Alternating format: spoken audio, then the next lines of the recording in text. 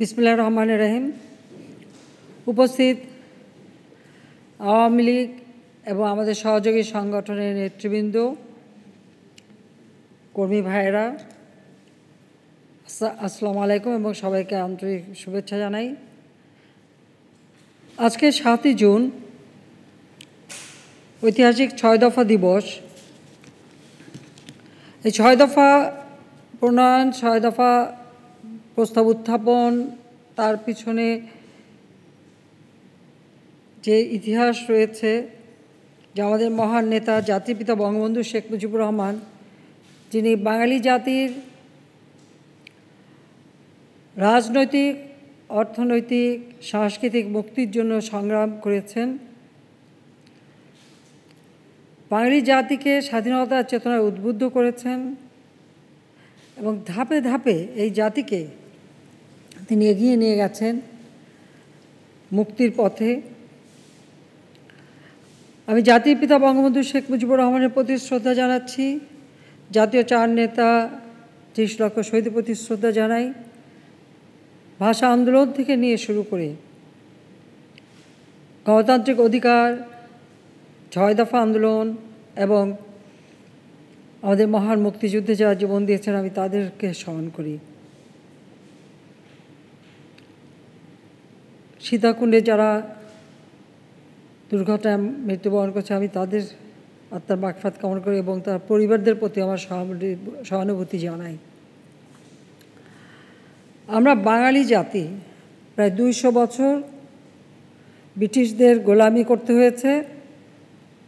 ১৭৫৭ সালের ২৩শে জুন পলাশী আম্রকাননে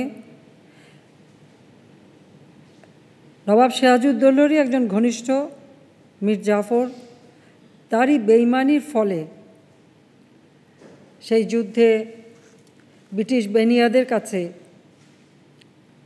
সিরাজউদ্দৌলা পরাজিত হয়, অর্থাৎ বাংলার স্বাধীনতার সূর্য অস্তমিত হয়।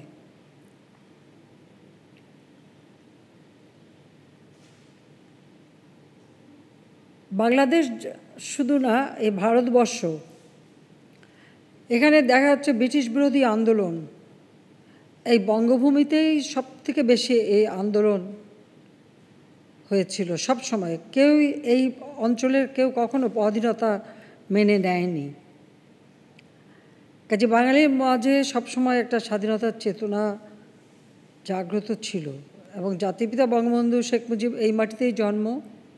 তিনি সেই স্বাধীন চেতা হয়েই জন্ম নিয়েছেন, গড়ে উঠেছেন। ব্রিটিশ বিরোধী আন্দোলন থেকে নিয়ে শুরু করে পাকিস্তান সৃষ্টির আন্দোলনেও সক্রিয় ভূমিকা তিনি রেখেছিলেন। কিন্তু পাকিস্তান নামে যে দেশটা হলো, সেই দেশটি হবার পরপর দেখা গেল যে আসলে পাকিস্তান হওয়ার পিছনে বাঙালিদেরই সবথেকে বেশি ভূমিকা ছিল, কিন্তু বাঙালিরাই বঞ্চিত হয়। বড় আঘাত আসে আমাদের ভাষার উপর। বাংলা ভাষায় কথা বলা যাবে না, উর্দু ভাষা চাপিয়ে দেওয়ার চেষ্টা। আর সেই প্রতিবাদ এবং সংগ্রাম শুরু করেন ঢাকা বিশ্ববিদ্যালয়ের আইন বিভাগের ছাত্র ছিলেন জাতির পিতা বঙ্গবন্ধু শেখ মুজিবুর রহমান। তিনি শেখ মুজিবুর রহমানই এই আন্দোলনের সূত্রপাত ঘটান এবং এই আন্দোলন করে গড়ে তোলার লক্ষ্য নিয়ে তিনি ছাত্রলীগ গঠন করেন 48 সালের 4 জানুয়ারি। এই আন্দোলন করতে গিয়ে এবং এদেশের শ্রমিক শ্রেণী তাদের অধিকার প্রতিষ্ঠা করতে যেয়ে তিনি যে আন্দোলন করেছিলেন, অর্থাৎ ঢাকা বিশ্ববিদ্যালয়ের 4র্থ শ্রেণীর কর্মচারীদের অধিকার প্রতিষ্ঠার সংগ্রামেও তিনি শরিক হন। আর এটা করতে গিয়ে বিশ্ববিদ্যালয় থেকে তিনি বহিষ্কার হন এবং তাকে গ্রেপ্তারও করা হয়। 49 সালে আওয়ামী লীগের প্রতিষ্ঠা লাভ করে ঢাকার রোজ গার্ডেনে। সেখানে রোজ গার্ডেন যে বাড়িটি, সেই বাড়িটিতে, সেটা আমরা এখন সরকারিভাবে ক্রয় করে সেটাকে আমরা ঢাকার মিউজিয়াম হিসেবে প্রতিষ্ঠা করছি। কাজে রোজ গার্ডেনই আওয়ামী লীগের প্রতিষ্ঠা। তখন বঙ্গবন্ধু শেখ মুজিব ছিলেন কারাগারে বন্দী মৌলানা ভাসানী সভাপতি, সৈয়দ শামসুল হককে সাধারণ সম্পাদক এবং বঙ্গবন্ধু শেখ মুজিবকে যুগ্ম সম্পাদক করেই এই সংগঠনটা তৈরি হয়। তিনি মুক্তি পাওয়ার পর ভাষা আন্দোলন আবার শুরু করেন এবং কাজ করতে থাকেন। এই অঞ্চলে আসলে জনগণের অধিকার ছিল না। পাকিস্তান রাষ্ট্র হওয়ার পরে কোনো শাসনতন্ত্র দিতে পারেনি, সংবিধান দিতে পারেনি, সবসময় বঞ্চনার শিকার হতে হতো। জনসংখ্যার দিক থেকে পূর্ববঙ্গেই জনসংখ্যা বেশি, আর পশ্চিম পাকিস্তানের জনসংখ্যা ছিল অত্যন্ত আমাদের থেকে অনেক কম। আমাদের 56% জনগোষ্ঠী, কিন্তু তারপরেও দেখা যাচ্ছে যে রাজধানী নিয়ে যাওয়া হলো করাচিতে। সেই মরুভূমি করাচি, সেখানে ফুল ফোটানো হলো বাংলাদেশেরই অর্থ দিয়ে। আমাদের পাট, আমাদের চা, আমাদের সম্পদ, তার থেকে যে বৈদেশিক মুদ্রা অর্জিত হতো বা ভারত ভাগ হওয়ার পর আমরা এই অংশে যা যা অর্থ সম্পদ যা পেয়েছি সবই পশ্চিম পাকিস্তানে নিয়ে যাওয়া হয়। এই শোষণ, বঞ্চনা এবং আমাদের উপর যে বারবার আঘাত, এই আঘাতের উপরই প্রতিরোধ গড়ে তোলেন বঙ্গবন্ধু শেখ মুজিব। এবং সেই সময় যখন যুক্তফ্রন্ট যখন হয়, সে যুক্তফ্রন্ট নির্বাচনেও আওয়ামী লীগের নেতৃত্বেই সেখানে যুক্তফ্রন্ট শক্তিশালী ছিল। জয়লাভ করলেও সে সরকারকে টিকতে দেওয়া হয় না। প্রাদেশিক সরকার ভেঙে দিয়ে সেখানে কেন্দ্রীয় শাসন জারি করা হয় এবং আবার বঙ্গবন্ধু শেখ মুজিব সহ সব গ্রেপ্তার হয়। এইভাবে বারবার বঞ্চনা। এমনকি আমাদের যে পূর্ববঙ্গ, এই পূর্ববঙ্গের নামটাও পরিবর্তন করা হয়। 54 সালে নির্বাচনে প্রাদেশিক পরিষদের সদস্যপদ লাভ করেন বঙ্গবন্ধু শেখ মুজিব। 55 সালে ন্যাশনাল অ্যাসেম্বলি নির্বাচনেও তিনি জয়ী হয়ে ন্যাশনাল অ্যাসেম্বলির সদস্য হন এবং করাচিতে যখন এই পূর্ববঙ্গের নামটা বাদ দিয়ে পূর্ব পাকিস্তান নামকরণ করা হয়, তখন সেই অ্যাসেম্বলিতে ভাষণে তিনি একথাই বলেছিলেন যে আমরা বাঙালিদের একটা নিজস্ব ঐতিহ্য আছে, বাঙালিদের সংস্কৃতি আছে, অথচ সেই বাঙালির নামটা আর থাকবে না। একমাত্র বঙ্গোপসাগর ছাড়া আর কোথাও এই বঙ্গ নামটা থাকবে না। কাজে তিনি সেই ন্যাশনাল অ্যাসেম্বলির ভাষণগুলিও যদি আপনারা পড়েন, বেশ কিছু ভাষণ এখন প্রকাশও হয়েছে, সেখানেও এই কথাগুলি আছে যে তিনি সে কথা বলেছেন এবং এটা তিনি বারবার বলেছেন। এমনকি 70-এর নির্বাচনী ভাষণেও তিনি এই কথাটাই উল্লেখ করেছেন যে পূর্ববঙ্গের তো নাম কিছুই থাকবে না। 56 সালে আওয়ামী লীগ যখন সরকার গঠন করে সৈয়দ সাহেবের নেতৃত্বে, তখনই প্রথম শাসনতন্ত্র তৈরি হয় এবং সেই সময় মানে যে আমরা সংখ্যাগরিষ্ঠ, অথচ পাকিস্তানে ছিল তারা সংখ্যালঘিষ্ঠ, কিন্তু সেখানে প্যারিটি মানা হয় এবং তখন উর্দুর সাথে বাংলা রাষ্ট্রভাষার মর্যাদা পায়। শহীদ মিনার নির্মাণের প্রকল্প গ্রহণ করা হয় এবং বাজেটেও টাকা দেওয়া হয়। কিন্তু 56 সালের আপনারা জানেন যে সেই সময় মৌলানা ভাসানী, যদিও তিনি প্রতিষ্ঠাতা সভাপতি আওয়ামী লীগের, দুর্ভাগ্যের বিষয় হলো তিনি আওয়ামী লীগ ভেঙে ন্যাশনাল আওয়ামী পার্টি করতে চলে যান। তখন সংগঠন গড়ে তোলার জন্য বঙ্গবন্ধু শেখ মুজিব মন্ত্রিসভা থেকে পদত্যাগ করে তিনি সংগঠনের দায়িত্ব নেন। কারণ এখানে শামসুল হক সাহেব সাধারণ সম্পাদক, তিনি সেই সময় আন্দোলনের সময় যখন গ্রেপ্তার হয়েছিলেন, তারপরে সেখানেই তিনি একটু মানসিক ভারসাম্য হারিয়ে ফেলেন। কাজেই তার পক্ষে এবং শারীরিকভাবে অসুস্থ যান, তিনি আর সাধারণ সম্পাদকের দায়িত্ব পালন করতে পারেননি। কাজেই 57 সালে বঙ্গবন্ধু শেখ মুজিব মৌলানা ভাসানী পার্টি ভাঙার পর তাকে সাধারণ সম্পাদকের দায়িত্ব দেওয়া হয় এবং তিনি মন্ত্রিত্ব থেকে পদত্যাগ করে দলের দায়িত্ব নেন এবং দলকে সুসংগঠিত করেন। কারণ সবসময় তার একটা আকাঙ্ক্ষা ছিল যে বাঙালি জাতির জন্য একটা কিছু করা, বাঙালি জাতি যে একটা স্বতন্ত্র জাতিগোষ্ঠী সেই হিসেবে তার মর্যাদা নিশ্চিত করা এবং একটি ভূখণ্ড দেওয়া, এটাই তার সবসময় মনে আকাঙ্ক্ষা। কারণ কারাগারে যখন ছিলেন তখন সেভাবে তিনি চিন্তা করেছেন। তার বই আপনারা যদি মানে চীন, নয়া চীন, চীন দেখে লাভ, এই বইটি পড়েন, বা অসমাপ্ত আত্মজীবনী পড়েন, সেখানেও কিন্তু সেই কথাগুলি প্রচ্ছন্নভাবে আছে। তাছাড়া জাতির পিতার বিরুদ্ধে 48 সাল থেকে পাকিস্তানি গোয়েন্দা সংস্থা যে সমস্ত রিপোর্ট দিত তার বিরুদ্ধে, সেই রিপোর্টেও কিন্তু ভাষা আন্দোলন থেকে শুরু করে দেশের অধিকার আন্দোলনে তার যে অবদান, সে তথ্য আপনারা পাবেন। কাজে তিনি কিন্তু হঠাৎ করে এদেশের স্বাধীনতার কথা বলেননি, তিনি আগে মানুষকে প্রস্তুত করেছেন। 98 সালে মার্শাল ল জারি হয়, সাথে সাথে স্বাভাবিকভাবে তাকে গ্রেপ্তারও করা হয়। তবে এই 54 সালে যুক্তফ্রন্ট নির্বাচনের সময় এবং 56 সালে আওয়ামী লীগ সরকারে থাকার সময় আমাদের যে বৈষম্যের বিষয়টা, এই বৈষম্যের বিষয়টা তিনি ব্যাপকভাবে তুলে ধরেন।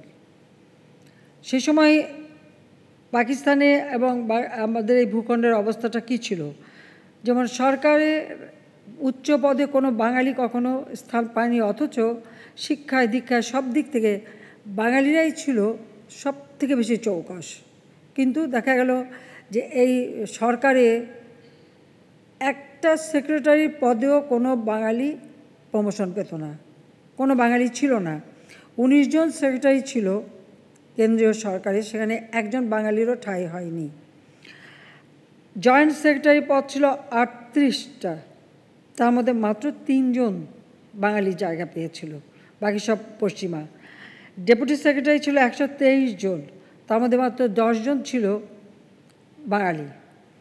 এবং সেকশন অফিসার 510 জনের মধ্যে মাত্র 38 জন, অর্থাৎ 690 জনের মধ্যে মাত্র 51 জন বাঙালি। অথচ সংখ্যা গরিষ্ঠ হচ্ছে, আমরা শিক্ষায় দীক্ষায় সব থেকে উন্নত ছিল এই বাঙালিরাই, সাংস্কৃতিক সব দিক থেকে কিছু সেটাই।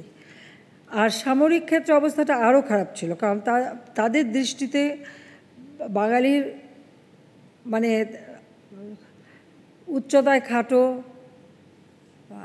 শরীর চিকন, তারা দুর্বল, তাদের শক্তি নাই, এরকমই তাদের একটা ধারণা ছিল পাকিস্তানিদের। আর পাকিস্তানিরা খুব উঁচা লম্বা, বেশ নাদুস নুদুস, কাজী তারাই ভালো যোদ্ধা, এইটাই তাদের কাছে গ্রহণীয় ছিল। কাজে সেখানে একজন 3 জন জেনারেল ছিল পাকিস্তানে, কোনো বাঙালি ছিল না। মেজর জেনারেল ছিল 20 জন, কোনো বাঙালি ছিল না। সেখানে ব্রিগেডিয়ার ছিল 34 জন, কোনো বাঙালির স্থান ছিল না। কর্নেল 49 জনের মধ্যে মাত্র 1 জন কর্নেল স্থান পেয়েছিল। আর লেফটেন্যান্ট কর্নেল 198 জন, বাঙালি মাত্র 2 জন। মেজর 590 জন, বাঙালি 10 জন। সেনা অফিসার 894 জন, বাঙালি 14 জন। নৌবাহিনী অফিসার 593 জন, মাত্র 7 জন বাঙালি। আর বিমান বাহিনী অফিসার 640 জনের মধ্যে মাত্র 40 জন ছিল। তো এই অবস্থার এই বৈষম্যগুলি জাতির পিতা বঙ্গবন্ধু শেখ মুজিব সবসময় তুলে ধরতেন। শুধু তাই না, এখানে যেমন কাগজ আমাদের দেশে চন্দ্রকোনা পেপার মিল করা হলো, সেখানে কাগজ উৎপাদন হতো আমাদেরই বাঁশ, আমাদেরই কাঁচামাল দিয়ে, কিন্তু সেই কাগজের দাম পশ্চিম পাকিস্তানে কম আর আমার বাংলাদেশে বেশি। রেয়ন শিল্প কারখানা হয়েছিল, সেই রেয়নের দাম আমাদের পূর্ব বাংলায় সেখানে দাম বেশি, কিন্তু পশ্চিম পাকিস্তানে গেলে সেখানে দাম কম। এমনকি সোনার দাম পশ্চিম পাকিস্তানে যখন 90 টাকা, বাংলাদেশের এই অঞ্চলে তখন 130 টাকা। এবং সেখানে কোনো বাঙালি ওখান থেকে সোনা এদিকে আনতে পারতো না। আমাদের এখান থেকে পান বা কলা বা যা যা যেত, পশ্চিম পাকিস্তানে যেতে গেলে লাইসেন্স নিয়ে সেগুলি পাঠাতে হতো। খুব একটা দেশ বলতো, একটা দেশ, কিন্তু একটা দেশ হিসেবে মনে হতো না, মনে হতো ওটা একটা পরদেশ। এটাই ছিল বাস্তবতা। কাজে এই বাস্তবতাগুলি জাতির পিতা বঙ্গবন্ধু শেখ মুজিব কিন্তু মানুষের মাঝে তুলে ধরেন। 65 সালে যুদ্ধ হয়, পাক ভারত যুদ্ধ। এই পাক ভারত যুদ্ধে লাহোর রক্ষা করে বেঙ্গল রেজিমেন্ট। তাদের ওই জোয়ান জোয়ান মোটা তাগড়া যারা সৈনিকরা, তারা ওই ভারতীয় বাহিনী দেখে ভয় প্রায় পালায় এবং অথবা মানে তারা অনেক দূর দাঁড়িয়ে থাকে, তারা এগিয়ে যায়নি। সম্মুখ যুদ্ধে এগিয়ে যায় আমাদের বাঙালিরা। সেই দিন যদি বাঙালিরা এগিয়ে নেওয়া যেত, সেই কাঁচা প্রাণে বাঙালিরাই তাদের যুদ্ধের শক্তিমত্তা প্রকাশ করে, তারাই লাহোরটা রক্ষা করে, নইলে ভারতীয় বাহিনী লাহোর অনেক আগেই দখল করে নিত। এটা গেল পশ্চিম পাকিস্তানের সাইডে।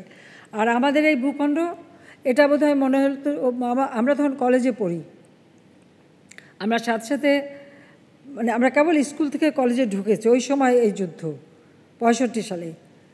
আমরা খুব যুদ্ধের বিরুদ্ধে প্রতিবাদ করি, ভারতের বিরুদ্ধে অনেক স্লোগানও দিই, মিছিলও করি, কিন্তু আমাদের কিছু করার ছিল না। এই জন্য যেখানে অর্থাৎ পূর্ববঙ্গ রক্ষা করার কোনো প্রস্তুতি ছিল না, কিছুই ছিল না এখানে বলতে গেলে। মনে হচ্ছিল আমরা যেন লীলায় পড়ে আছি, এমন একটা অবস্থা ছিল তখন, যেখানে কোনো সামরিক কোনো রকম প্রতিরক্ষামূলক ব্যবস্থা এই অংশের জন্য ছিলই না। কাজে ওই অবস্থার থেকে জাতিপিতা বঙ্গবন্ধু শেখ মুজিব এই 6 দফা প্রণয়ন করেন, যেখানে ফেডারেল সিস্টেম অফ গভর্নমেন্ট হবে, যেখানে পূর্ববঙ্গের সম্পূর্ণ স্বায়ত্তশাসন হবে, যেখানে আমাদের অর্থনীতির ক্ষেত্রে দুই অঞ্চলে 2 ধরনের মুদ্রানীতি হবে, 2 ধরনের মুদ্রা প্রচলিত হবে, অথবা এক ধরনের থাকলে পরে সেখানে পূর্ববঙ্গে যে অর্থ উপার্জন করবে সেটা পূর্ববঙ্গের উন্নয়নেই ব্যয় হবে, আর সেখানে হয়তো কিছু অংশ সেন্ট্রালে যাবে। এই ধরনের একটা ব্যবস্থা, অর্থাৎ অর্থনৈতিকভাবে যাতে সম্পূর্ণভাবে স্বায়ত্তশাসিত হয় সেই ব্যবস্থাটা করা, এবং সামাজিকভাবে যে বৈষম্য সেটা দূর করা। কারণ আমাদের দেশে একটা মাত্র মেডিকেল কলেজ, তখন দেখা গেল পশ্চিম পাকিস্তানে তখন 5টা মেডিকেল কলেজ হয়ে গেছে, অথচ লোকসংখ্যা আমাদের বেশি। স্বাধীনতার মানে অর্থাৎ পাকিস্তান হবার পর, আমাদের স্বাধীনতার পূর্বে, পাকিস্তান হবার পরে কিন্তু এই অঞ্চলে একটা কলেজও নতুন করা হয়নি। পার্টিশনের আগে যে কটা কলেজ করা ছিল সেই কটাই ছিল, কিন্তু পশ্চিম পাকিস্তানে করা হয়। ইঞ্জিনিয়ারিং কলেজ আমাদের এখানে মাত্র একটা, আর পাকিস্তানে ছিল 5টা কলেজ। এখানে আমাদের অর্থাৎ আমাদের এই দেশে এমনকি প্রাইমারি স্কুল আমাদের এই পূর্ববঙ্গে ছিল 2217, আর ওখানে ছিল 5246। তবে 56 সালে আওয়ামী লীগ যখন সরকারে আসে তখন কিছু উদ্যোগ নেয় এবং সেই সময় কিছু প্রতিষ্ঠান গড়ে ওঠে, স্কুল কলেজ সেগুলি তৈরি করা হয়। আবার 58 সালে মার্শাল ল এসে আবার যে অবস্থা সেই অবস্থা। 6 দফা দাবি যখন জাতিপিতা দিলেন, তখন ওই যুদ্ধের পর একটা গোলটেবিল বৈঠক ডাকা হয়, এবং সেই গোলটেবিল বৈঠকেই তিনি এই 6 দফা দাবিটা পেশ করেন। এখানে একটা কথা বলে রাখি, অনেকেই 6 দফা কে প্রণয়ন করেছে, কে লিখেছে, অনেকে অনেক কথা কিন্তু বলে। আপনারা জানেন যে 58 সালে জাতিপিতা বঙ্গবন্ধু শেখ মুজিব যখন মার্শাল হবার পর গ্রেপ্তার হন, 7ই অক্টোবর মার্শাল হয়, 11ই অক্টোবর তাকে বাড়ি থেকে তুলে নিয়ে যাওয়া হয়, এবং রেকর্ডে আছে 12ই অক্টোবর তাকে গ্রেপ্তার দেখানো হয়। এরপর তো একটার পর একটা মামলা, প্রায় 15টা মিথ্যা মামলা দেওয়া হয়। যাক, উচ্চ আদালতে সওয়ার্দী সাহেব নিজে রিট করেন, এবং তার ফলে তিনি মুক্তি পান। 59 সালের 17 ডিসেম্বর তিনি মুক্তি পান। তো রাজনীতি নিষিদ্ধ, ঢাকার বাইরে তিনি যেতে পারবেন না, যেতে গেলে পুলিশ স্টেশনে খবর দিয়ে যেতে হবে বা পারমিশন নিয়ে যেতে হবে, এই অবস্থা ছিল। তখন তিনি আলফা ইন্স্যুরেন্স কোম্পানিতে চাকরি নেন। এই আলফা ইন্স্যুরেন্সে তিনি চাকরি নেবার পরই তখন তাজউদ্দিন সাহেবকে, তখন ফতুল্লাতে তিনি একটা চাকরি করতেন, বঙ্গবন্ধু নিজে গাড়ি নিয়ে সেখানে যেয়ে তাজউদ্দিন সাহেবকে নিয়ে আসেন, এবং মোহাম্মদ হানিফ, সে কেবল বিএ পাস করেছে, তাকে তার পিএ হিসেবে এই আলফা ইন্স্যুরেন্স কোম্পানিতে নিয়ে আসেন। যখন 6 দফা প্রণয়ন করেন, বঙ্গবন্ধু নিজে এটা বলতেন, লিখতেন, এবং হানিফ সেটা টাইপ করত। কাজে 6 দফার মূল প্রণয়ন তিনি নিজেই, এবং এটা শুধু একমাত্র মোহাম্মদ হানিফ জানতো, কারণ সে এটা ইংরেজি এবং বাংলা টাইপ করে সেটা ওনার হাতে দেন। তিনি যখন করাচিতে যান, এই 6 দফা যখন পেশ করতে যান এই বিরোধী দলের এই সম্মেলনে, সেটা ছিল 5 ফেব্রুয়ারি, সেটা তাকে তীব্র বাধা দেওয়া হয় পশ্চিম পাকিস্তানি নেতাদের পক্ষ থেকে। দুর্ভাগ্যের বিষয় যে আমাদের পূর্ববঙ্গেরও যারা ছিল, কিছু বাঙালি সবসময় তো ওই যে দালালি করার একটা অভ্যাস থাকে, তারাও এটা দিতে দেয় না। তখন এই 6 দফার কিছু দফা তিনি ওখানে প্রেসে প্রকাশ করে দেন, যার ফলে তার জীবনের উপর হুমকিও আসে। এরপর তিনি যখন ফিরে আসেন, এয়ারপোর্টে প্রথম এই 6 দফার সম্পর্কে তিনি জানান এখানকার প্রেসকে। পরবর্তীতে পরের দিনে আবার প্রেস কনফারেন্স করে এটা বিস্তারিত ব্যাখ্যা দিয়ে এই 6 দফা উপস্থাপন করেন। এবং আমার মনে হয় পৃথিবীর ইতিহাসে এরকম কোথাও পাওয়া যাবে না যে কোনো একটা দাবি এত অল্প সময়ে এত জনপ্রিয়তা পেতে পারে। কারণ ফেব্রুয়ারি মাসে তিনি দিলেন, 10 ফেব্রুয়ারি তিনি ফিরে এলেন, 11 ফেব্রুয়ারি প্রেস কনফারেন্স করে এটার ব্যাখ্যা দিলেন সম্পূর্ণ। এবং তারপরে কেন 6 দফা তার উপর একটা লেখা লিখে, যেহেতু আওয়ামী লীগের সাধারণ সম্পাদক, কারণ আওয়ামী লীগ রিভাইভ করেছিল 64 সালে, এই 64 সালের যে সম্মেলন, সেখানে তাজউদ্দিন সাহেব 64 না 65, তখন প্রথমে মৌলানা তর্কবাগীশ সভাপতি ছিলেন, পরবর্তী সম্মেলনে বঙ্গবন্ধু শেখ মুজিব সভাপতি এবং তাজউদ্দিন আহমেদকে সাধারণ সম্পাদক করা হয়। কাজে তাদেরকে ধন্যবাদ জানাতে তিনি বার্মিংহাম সহ বিভিন্ন জায়গায় গেলেন, মিটিং করলেন। এরপর আমরা টর্কি বলে একটা জায়গা, সমুদ্র পার, সেখানে আমরা বেড়াতে গেলাম। ওই যাওয়ার সময় ওখানে কিছু কিছু মডেল ভিলেজ আছে। এই মডেল ভিলেজগুলি, 2টা মডেল ভিলেজে উনি থামলেন এবং ওই পুরো ভিলেজটা ঘুরে ঘুরে দেখলেন। তা আমি তো একটু বেশি কথা বলি সবসময়। আমি আব্বাকে বললাম যে আপনি এই ছোটো ছোটো বাড়িঘর দেখেন কেন?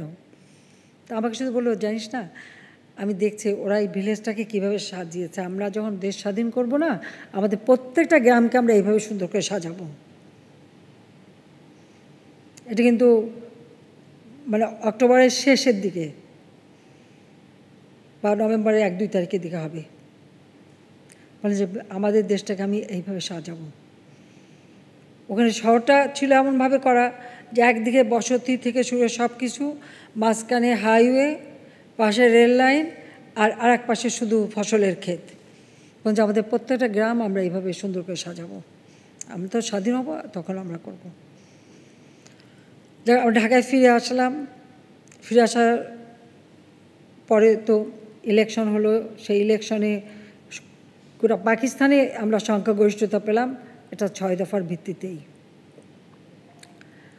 তারপর ইতিহাস তো সকলে আপনারা জানেন যে কখনো পাকিস্তানি শাসকরা এটা ধারণাই করতে পারেনি যে আওয়ামী লীগ বঙ্গবন্ধু শেখ মুজিবের নেতৃত্বে এরকম সংখ্যাগরিষ্ঠতা পাবে গোটা পাকিস্তানে আর শাসনভার পাবে, এটা কখনো তারা ভাবতে পারেনি। যার জন্য চক্রান্ত ষড়যন্ত্র শুরু হলো। 7 ডিসেম্বর নির্বাচন হয়েছে, কিন্তু পার্লামেন্ট ডাকতে দিল না বা ক্ষমতাও হস্তান্তর করলো না। তারপর তো আমাদের আন্দোলন, 7ই মার্চে সেই ঐতিহাসিক ভাষণ, অসহযোগ আন্দোলন এবং 26শে মার্চ স্বাধীনতার ঘোষণা। কাজে এই প্রত্যেকটা জিনিস ধীরে ধীরে কিন্তু এক এক করে তিনি করেছেন। একটা স্বাধীন দেশের পতাকা কি হবে, এই পতাকার যে ধারণাটা, সেটাও কিন্তু তিনি করে দিয়েছিলেন। যে জাপান উদিত সূর্যের দেশ, সাদার মধ্যে লাল সূর্য, আর আমাদের সবুজ বাংলাদেশ, সবুজ পটভূমিতে লাল সূর্য। আমার সোনার বাংলা আমি তোমায় ভালোবাসি, এই গানটা খুব প্রিয় ছিল। কলিম সাহাবী ওনার খুব বন্ধু ছিল। যে কোনো সময় পেলে ওনারা যখন আসতেন বলতেন এই গানটা গাও। এবং আওয়ামী লীগের সম্মেলনেও কিন্তু আমার সোনার বাংলা আমি তোমায় ভালোবাসি এই গানটা গাওয়া হয়। কাজে এটা যে আমাদের একটা জাতীয় সঙ্গীত হবে সেটা সিদ্ধান্ত। আমাদের রণসঙ্গীত চল চল চল, ঊর্ধ্ব গগনে বাজে মাদল, নজরুলের এটা হবে, সেটাও উনি ঠিক করে দিয়ে গিয়েছিলেন। অর্থাৎ একটা যুদ্ধ হবে, যুদ্ধের প্রস্তুতি। স্বাধীন বাংলাদেশ, আমাদের পতাকা, আমাদের মূলনীতি কী হবে, সেই সব কিছুই কিন্তু তিনি তৈরি করে দিয়ে যান। 6 দফাটা ছিল একেবারে শেষ ধাপ, কারণ তিনি যে ভাষা আন্দোলন থেকে শুরু করে একে একে সেই ছাত্রলীগদের নিউক্লিয়াস ফর্ম করা এবং মানুষকে তৈরি করা, ধীরে ধীরে এই যে লিফলেট করে বৈষম্যগুলি তুলে ধরা, এবং এই বৈষম্য তুলে ধরার জন্য অনেক মানে যে পোস্টারগুলি করা হতো, যেমন একটা পোস্টারের কথা মনে আছে যে একটা গরুর ছবি, পূর্ববঙ্গে মুখটা সে খাচ্ছে আর পশ্চিম পাকিস্তানে তার পিছনটা, সেখানে সে দুধ দিচ্ছে, অর্থাৎ আমাদেরটা খেয়ে ওখানে দুধ দেওয়া হচ্ছে। তারপরে যে গল্পগুলি বলা, যে একটা বাবা রেখে গেছে একটা তাল গাছ আর একটা কি নারকেল, খেজুর গাছ না নারকেল গাছ, একটা গরু। তো বড় ভাই আবার খুব চালাক, বড় ভাই বলছে যে বাবা যখন এটা রেখে গেছে তো গাছের মাথাটা আমার, গোড়াটা তোর, তুই তো ছোটো, গোড়াটা তোর, আর গরুটা তুই সামনেরটা নে, গরুর পিছনটা আমার। তো ছোটো ভাই গরুটারে ঘাস খাওয়ায়, পানি খাওয়ায়, আর ও দুধ দোয়ায় নিয়ে চলে যায়। আর এই গাছটাকে যত যত্ন ছোটো ভাই করে, ফলটা পেয়ে নিয়ে সে খায়। তো এরকম দীর্ঘদিন করতে করতে তখন ছোটো ভাইয়ের মাথায় একটা ইয়ে আসলো, এবং কেউ তাকে একটা বুদ্ধি দিল যে তুমি এটা করো কেন। তখন একদিন ছোটো ভাই কী করলো, গরুটাকে আর খাবার না দিয়ে মুখটা বেঁধে রাখলো, আর গাছের গোড়াটায় সে কী করলো, তো গরুটা মুখটা যখন বেঁধে রাখছে, আর গাছটা কাটার জন্য সে একটা কুড়াল নিয়ে যে গাছটা কোপাতে শুরু করলো। বড় ভাই ছুটে আসলো, এই গাছ কোপাচ্ছিস কেন? বলে গোড়াটা তো আমার, আমি এই গোড়াটা যা খুশি আমি করব, তা আমার যদি কোপাতে হয়, কাটতে হয়, আমি কাটবো, এখানে তো তুমি কথা বলতে পারো না, তুমি মাথাটা তোমার, তুমি মাথাটা নিয়ে যেও। আর গরুর মুখটা বেঁধে রাখছে, হ্যাঁ গরুটা মধ্যে দুধ দেয় না, মুখটা তো আমার, আমাকে দিস, কাজে আমি খাবার দিই না দিই, সে তো আমার ব্যাপার, তুমি দুধ খেতে চাও দুধ খাও। পশ্চিম পাকিস্তান পূর্ব পাকিস্তানের যে বৈষম্য, এই গল্পের মধ্য দিয়েই কিন্তু সেই বৈষম্যটা তিনি মানুষের কাছে তুলে ধরতেন। ইন্টেলিজেন্স রিপোর্টের যেটা বেরোবে 11 খণ্ড এবং 12 খণ্ড, সেখানে কিন্তু এই ধরনের অনেক গল্প পাবেন আপনারা, যে এখন 6 দফার উপরে তিনি মিটিং করছেন আর বক্তৃতা দিচ্ছেন। তো এইভাবেই কিন্তু তিনি মানুষকে সাধারণভাবে বুঝিয়েছিলেন। এই সাধারণভাবে বোঝানোর ফলে কিন্তু মানুষ এই বৈষম্যটা সম্পর্কে সচেতন হয়, যে কারণে মুক্তিযুদ্ধে যখনই তিনি ডাক দিলেন, এদেশের মানুষ যে সবাই অস্ত্র তুলে নিয়ে যুদ্ধ করে দেশ স্বাধীন করল। একজন মানুষ তার জীবনে, যেমন পাকিস্তান আন্দোলন, পাকিস্তান সৃষ্টির যদি ইতিহাস দেখা যায়, সেটাও এই পূর্ববঙ্গের মানুষেরই অবদান, আবার তারপর আমাদের স্বাধীনতা। কিন্তু আমাদের দুর্ভাগ্য যে দেশটাকে তো আর সাজিয়ে যেতে পারেন নাই। সব পদক্ষেপ নিলেন, গণতন্ত্র দিলেন, শাসনতন্ত্র দিলেন, একটা যুদ্ধ বিধ্বস্ত দেশ গড়ে তুলে, এত অল্প সময়ের মধ্যে এই বিধ্বস্ত দেশ গড়ে তোলা, এটা পৃথিবীর কোনো নেতা কখনো পারেনি। 250 বছর 200 বছর ব্রিটিশ গোলামি, তারপরে পাকিস্তানিদের শোষণ, 24 বছরের শোষণ এবং গণহত্যা, 23 বছরের শোষণ আর 9 মাসের যুদ্ধে গণহত্যা, ধ্বংস করে দিয়ে যাওয়া দেশটাকে। যারা বলছিল আমরা মানুষ চাই না, মাটি চাই, সেই মাটি, পোড়ামাটি নীতি নিয়ে পাকিস্তানের এই দেশটাকে ধ্বংস করেছে। সেই ধ্বংসস্তূপের উপর দাঁড়িয়ে একটা দেশকে গড়ে তুলে 3.5 বছরের মধ্যে দেশটাকে এমন জায়গায় নিয়ে আসা যে স্বল্পোন্নত দেশে উন্নীত করা, খাদ্য উৎপাদন থেকে শুরু করে সব কিছু বৃদ্ধি করা, পুনর্বাসন পুনর্গঠনের কাজ কোনটা না করে দিয়ে গেছেন। অপপ্রচার করা, নানা ধরনের বদনাম, এত কিছু করেও মানুষের মন থেকে তো তাকে মুছতে পারেনি। যখন এই অপপ্রচারের পরেও নানা প্রতিবন্ধকতা সৃষ্টি করেও যখন দেখেছে যে কিছুতেই মানুষের মন থেকে বঙ্গবন্ধু শেখ মুজিবকে সরানো যায় না, এই তারপরে তো চরম আঘাতটা হানল 75 15ই আগস্ট। আর দুর্ভাগ্য হলো যে পাকিস্তানিরা সাহস পেল না তাকে হত্যা করতে যে বারবার তারা বাধাগ্রস্ত হল। আর যে বাঙালির জন্য তিনি সারাটা জীবন ত্যাগ স্বীকার করলেন, একটানা 2টা বছরও তো তিনি কারাগারের বাইরে থাকেননি, আমরা তো বাবাকে পাইনি। আর সেই কারাগারের কী অবস্থায় ছিলেন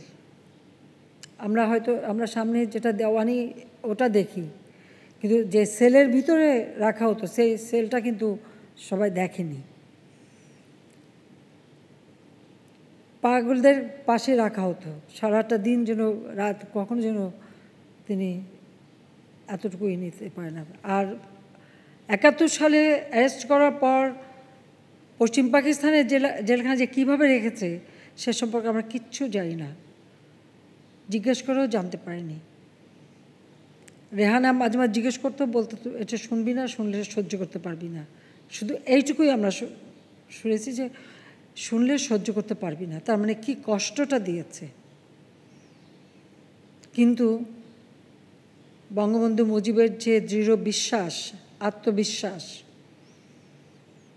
তার সাহস, তার সততা, তার বিশ্বাস এবং দূরদৃষ্টি, তার ফলেই তো আমরা স্বাধীনতা পেয়েছি।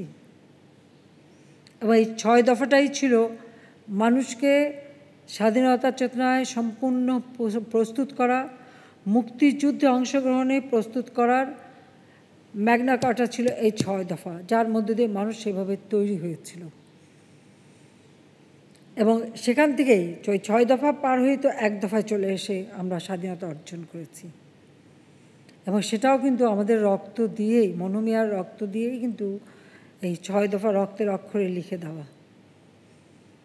কাজে আজকে আমি মনে করি যে আমরা ২১টা বছর আমরা হারিয়েছি, কারণ ৭৫ সালের পর এই বাংলাদেশে ১৯-২০টাই তো কু হলো। সামরিক বাহিনীর যারা অধিকাংশ মুক্তিযোদ্ধা অফিসারদের হত্যা, একটা বিশৃঙ্খলা অবস্থা, সিপাহী বিপ্লবের নামে, সিপাহী জনতা বিপ্লবের নামে অফিসারদের ঘরে ঘরে ঢুকে ঢুকে কত অফিসার স্ত্রীকে মেরেছে, ডাক্তারকে মেরেছে, কতজন হত্যা হয়েছে সেই ৭৫ সালের পর। দফায় দফায় এই ধরনের ঘটনা ঘটেছে। বাংলাদেশের ইতিহাসে বলতে গেলে আওয়ামী লীগ সরকারে আসার পরই এদেশে একটু স্থিতিশীলতা এসেছে। আজকে আমরা আন্দোলন সংগ্রাম করছি, জেল জুলুম যাই আমরা ভোগ করি, কিন্তু বাংলাদেশে একটা স্থিতিশীলতা আমরাই আনতে পেরেছি। তারপরেও তো প্রচেষ্টা বারবার কি আমাদের সরকারকে উৎখাতি করতে হবে। আজকে ২০০৮-এর নির্বাচনে এসেছিলাম বলেই এই ২২ পর্যন্ত আমাদের একটা ধারাবাহিকতা ছিল, একটা গণতান্ত্রিক ধারা। এই প্রথম বাংলাদেশের স্বাধীনতার পর ইতিহাসে এই প্রথম একটা দীর্ঘ সময় একটা গণতান্ত্রিক ধারা অব্যাহত আছে বলেই আজকে দেশের উন্নতিটা হয়েছে। এবং আমি জনগণের কাছে আমার কৃতজ্ঞতা জানাই, যেমন আমরা ২০২০ সালে জাতির পিতার জন্মশতবার্ষিকী উদযাপন করেছি, ২১ সালে স্বাধীনতার সুবর্ণ জয়ন্তী আমরা উদযাপন করতে পেরেছি। আজকে বাংলাদেশ উন্নয়নশীল দেশের মর্যাদা পেয়েছে এবং সেটাও আমরা বাস্তবায়ন করতে যাচ্ছি। তবে বর্তমান যে অবস্থাটা, যে একদিকে করোনা ভাইরাসে অর্থনৈতিক মন্দা বিশ্বব্যাপী, তার উপর ইউক্রেন এবং রাশিয়ার যুদ্ধ, এই যুদ্ধের কারণে আজকে যে অর্থনৈতিক অবস্থায় উন্নত দেশগুলি হিমশিম খাচ্ছে। উন্নত দেশে সেখানে ইনফ্লেশন রেট লন্ডনে, ইংল্যান্ডে 10% উঠে গেছে। আমেরিকা যেখানে 1%, 1.5%-এর বেশি কখনো ইনফ্লেশন রেট থাকতো না, সেখানেও 10%-এর উপরে তাদের ইনফ্লেশন রেট। প্রত্যেকটা জিনিসের দাম বেড়ে গেছে। ইংল্যান্ডের মানুষ যারা 3 বেলা খেত তারা 1 বেলা খাবার বাদ দিয়েছে। তাদেরকে বলা হয়েছে বিদ্যুৎ ব্যবহার করতে পারবে না, সীমিত আকারে ব্যবহার করো। ভোজ্য তেল 1 লিটার বেশি কেউ কিনতে পারবে না সুপার মার্কেট থেকে, রেস্ট্রিকশন দেওয়া আছে। এবং ইউরোপের বিভিন্ন দেশে কোথাও কোথাও 17% পর্যন্ত ইনফ্লেশন রেট এবং দ্রব্যমূল্য বেড়ে গেছে। আমরা ভর্তুকি দিয়ে দিয়ে দ্রব্যমূল্য অন্তত নিয়ন্ত্রণে যতটুকু পারি রাখছি। আমরা প্রণোদনা প্যাকেজ দিয়েছি।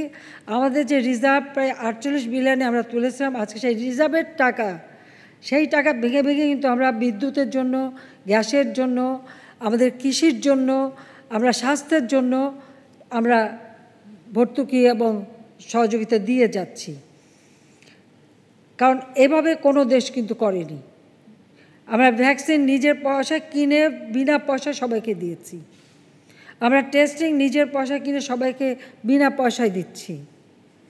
তারপরেও যদি কেউ গোলমাল করার চেষ্টা করে, তাহলে এ দেশটা যদি একেবারে স্থবির হয়ে যায় তো সাধারণ মানুষের কী অবস্থাটা হবে।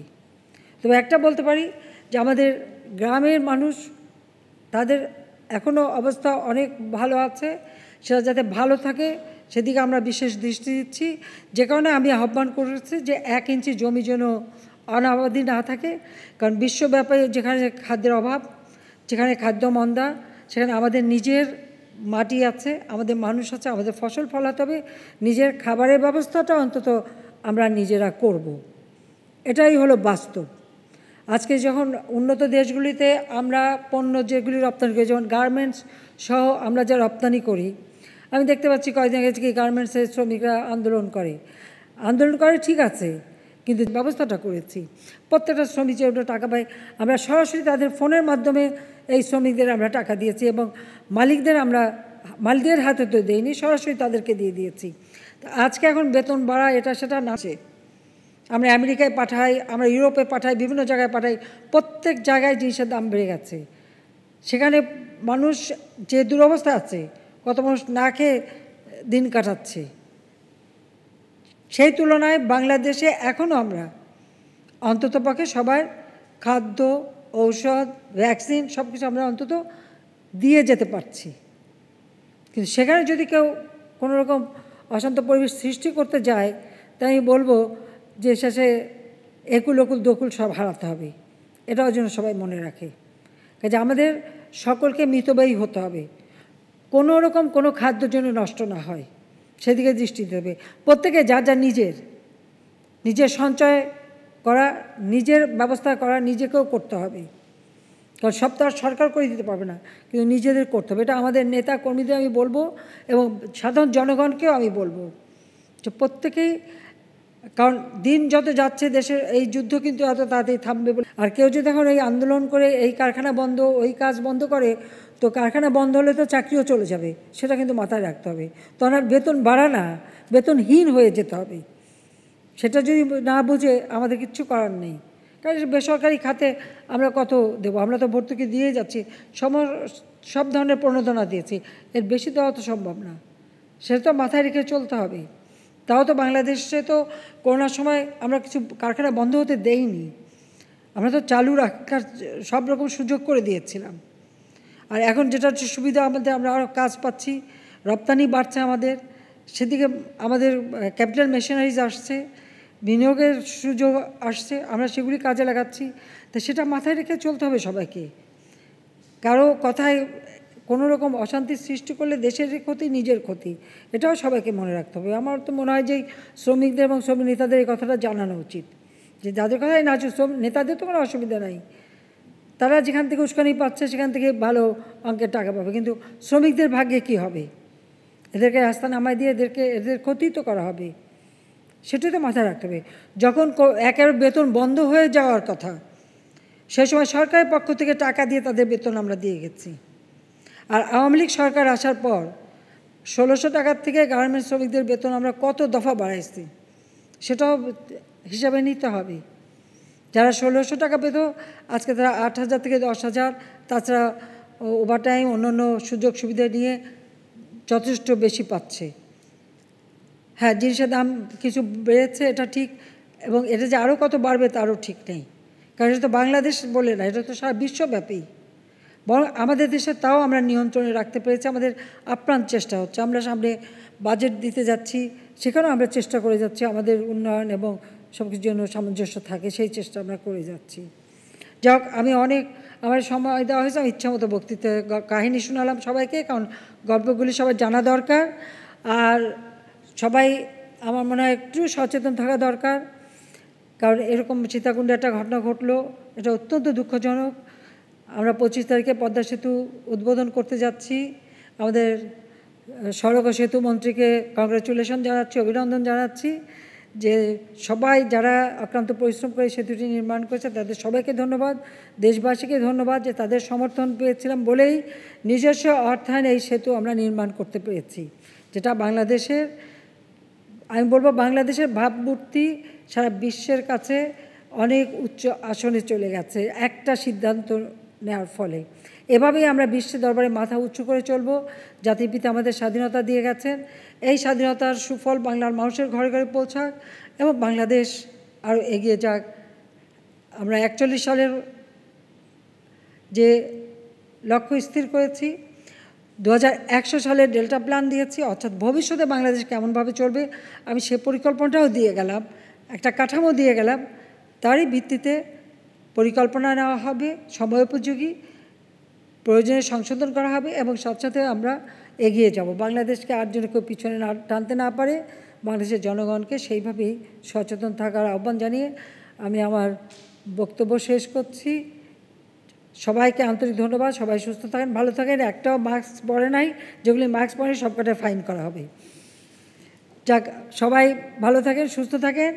সবাইকে আন্তরিক অভিনন্দন। আর যারা জীবন দিয়ে গেছে সেই মনোমিয়া সহ আবারও তাদের আত্মার মাগফিরাত কামনা করে আমার বক্তব্য শেষ করি। ইনশাআল্লাহ আমরা এগিয়ে যাব। জয় বাংলা, জয় বঙ্গবন্ধু, বাংলাদেশ চিরজীবী হোক।